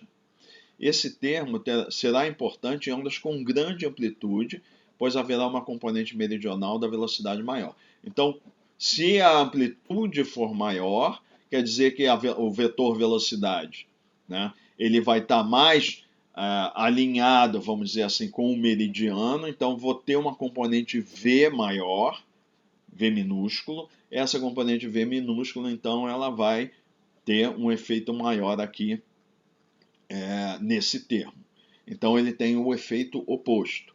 Enquanto o termo de advecção de vorticidade relativa tende a sotavento do cavado em 500 HPa tende a intensificar a circulação ciclônica, esse aqui tende a desintensificar. A sotavento de uma crista teria a tendência de intensificar a circulação ciclônica se eu tivesse uma baixa em superfície aqui.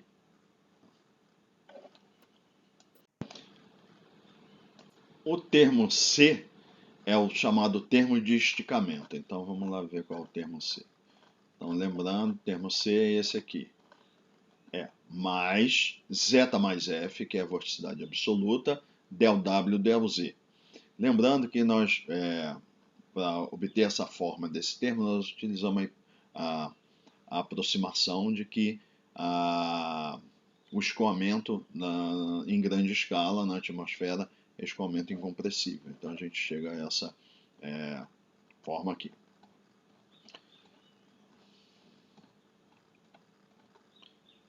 Considerando que estamos no hemisfério sul, portanto, F menor que zero, e que a sotavento do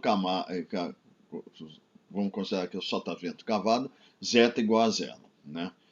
Vamos considerar isso aqui. Então, aqui vamos considerar que a sotavento do cavado, o zeta, é igual a zero, não tem, nessa região aqui, não tem vorticidade relativa, e que o F é negativo. Tá? Então, para simplificar a nossa análise. Caso tenhamos W igual a zero na superfície e W maior que zero em 500 HPa, ou seja, movimento ascendente, né, nós vamos ter W igual a zero e W igual a um valor maior que zero em 500, então quer dizer que o W está aumentando com Z. Então o termo del W del Z é positivo. Ou se nós tivermos W maior que zero em todos os níveis, porém com W, magnitude W crescendo com a altitude, ou seja, eu tenho um W positivo aqui, o W acima dele também positivo e maior, né? Então eu posso considerar em relação à superfície com W igual a zero em um outro nível, ou dois níveis onde eu tenho o W aumentando com a altitude positivamente, né? A coluna de fluido estará sendo esticada, como ilustrada na figura 719A, essa figura aqui. Então a gente vai representar esquematicamente o efeito de esticamento da coluna de fluido. Então aqui está a superfície com W0 igual a zero, no nível Z igual a zero. Temos a coluna de fluido aqui. Então, o que acontece? Eu tenho movimento ascendente nesse nível, que é o W1, e eu tenho movimento ascendente W2 maior que W1. Então, o que eu estou fazendo aqui? Eu estou esticando a coluna de fluido. Estou esticando a coluna de fluido. Né? Se eu estou esticando, o que está acontecendo? A massa está se aproximando do centro de rotação. Né? É isso que eu estico a coluna de fluido, a massa tende a se aproximar do centro de rotação. Né?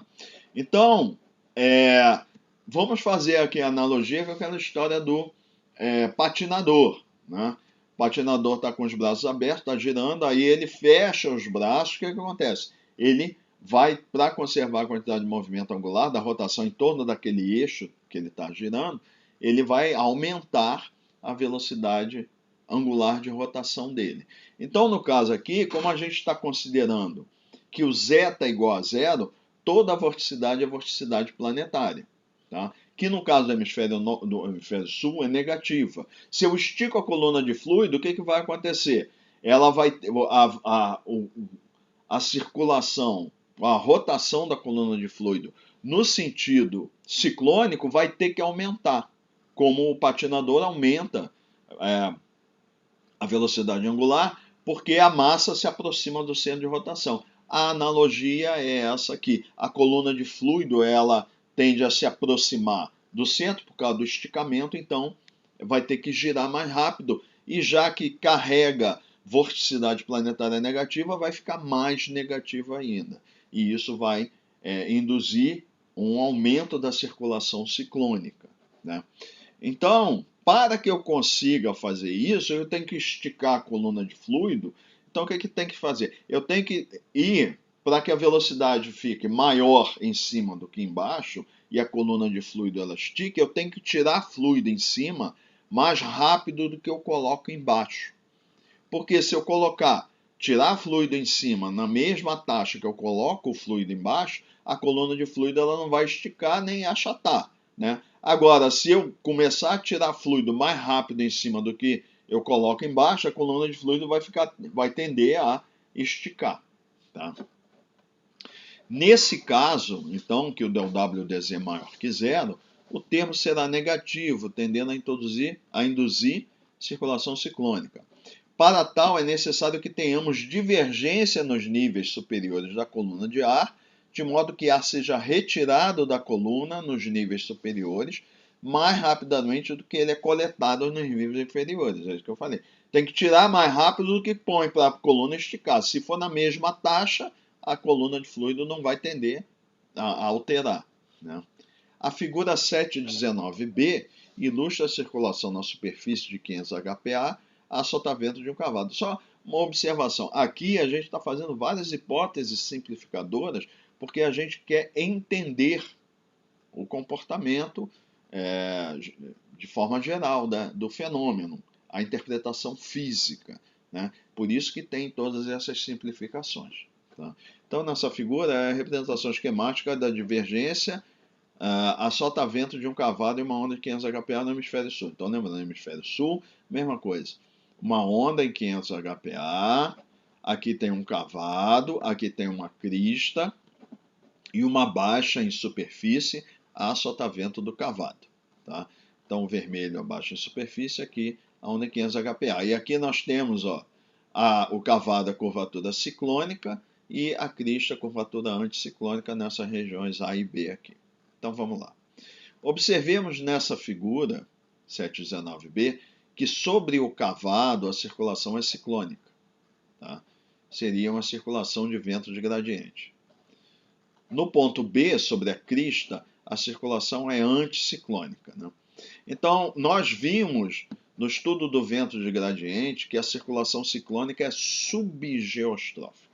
Então, aqui é subgeostrófico, ou seja, a velocidade do vento é inferior à velocidade do vento geostrófico para o mesmo gradiente de pressão. Tá?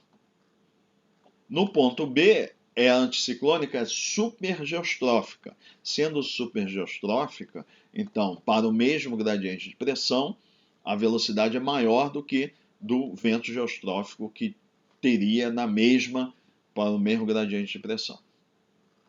Vamos desprezar variações na separação entre as isoípsas, entre o cavado e a crista, que é apenas uma aproximação grosseira. Então, a gente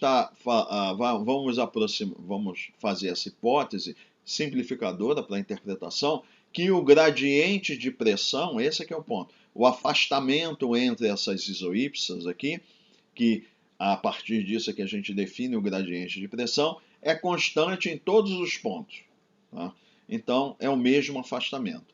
Ou seja, sendo o mesmo afastamento do gradiente de pressão, o que acontece é que o vento de gradiente aqui é menor que geostrófico, aqui é geostrófico, assumindo que seja retilíneo, e supergeostrófico, ou seja, o vento ele sai de uma condição subgeostrófica para supergeostrófica, ou seja, o escoamento está acelerando entre o cavado e a crista. Tá? Então, a hipótese é que o gradiente de pressão não muda ao longo do escoamento. Essa aproximação é uma aproximação grosseira, mas como eu falei, é para simplificar, para a gente entender o fenômeno e poder interpretar fisicamente. O vento, então, estará acelerando na trajetória entre A e B. Portanto, haverá divergência sotavento do cavado. Então, o que a gente viu que quando tem o volume de controle, a gente tira fluido mais rápido do que põe, o que a gente tem? A gente tem divergência. Tá?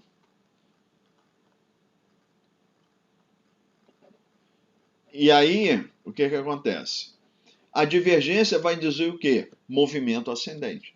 Então, se eu tiro o fluido em cima, eu estou tirando o fluido em cima, e a circulação nos níveis superiores ela é mais rápida que a circulação próxima à superfície, nós já vimos isso, principalmente pelo efeito do atrito que tem na superfície. O que vai acontecer? Eu vou tirar fluido em cima mais rápido do que eu estou colocando embaixo, que a divergência é mais intensa, espera-se que seja mais intensa em cima que embaixo, devido ao escoamento ser mais rápido, né? Então vai induzir o quê? Movimento ascendente do fluido, né?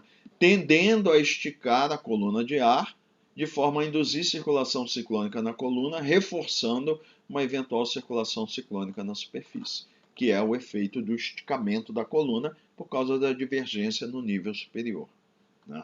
Que é maior do que a convergência na superfície. A sotavento da crista, por sua vez, o vento tenderá a desacelerar, produzindo convergência e movimento descendente na coluna de ar, induzindo vorticidade anticiclônica naquela região. Então vamos lá. Aqui é a crista e aqui vamos supor que eu tivesse um cavado, tá? Na continuidade dessa onda. Então aqui é supergeostrófico, que é anticiclônico, e no cavado vai ser subgeostrófico. Então o vento ele está vindo de maior que geostrófico ao longo do escoamento para menor que geostrófico, ou seja, está desacelerando. Então a velocidade está diminuindo. E isso quer dizer que em um volume de controle que eu tivesse aqui, eu estou colocando mais fluido do que retirando. A taxa que eu estou colocando fluido é maior do que eu estou retirando. E isso faz o quê? Induz convergência. E no caso, a convergência vai tender a induzir movimento descendente do ar. A convergência em ar superior induz movimento de subsidência, né? Então a coluna de fluido vai fazer o quê? Vai tender a descer. É o movimento contrário. Ao invés de esticar, eu vou tender a apertar a coluna de fluido para baixo e ela vai aumentar a distância em relação das partículas de ar que a compõem, aumenta a distância, então a tendência vai ser de desacelerar a circulação ciclônica, se houver uma baixa em superfície. Não. Então induz vorticidade anticiclônica na região. Assim, a região a sotavento do cavado tende a favorecer a aceleração da circulação de uma baixa em superfície, porque tem dois efeitos, né? Temos o efeito da advecção de vorticidade relativa e o efeito da divergência.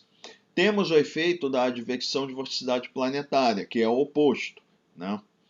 Sobre a crista e o cavado, não deverá haver tendência a acelerar ou desacelerar a circulação por esticamento, né? Então, aqui na região da crista e do cavado, como eu não ali naquela região, o vento ele está mudando de acelerado para desacelerado e desacelerado para acelerado. Então, eu não tenho tendência aqui de convergência nem divergência sobre crista e cavado.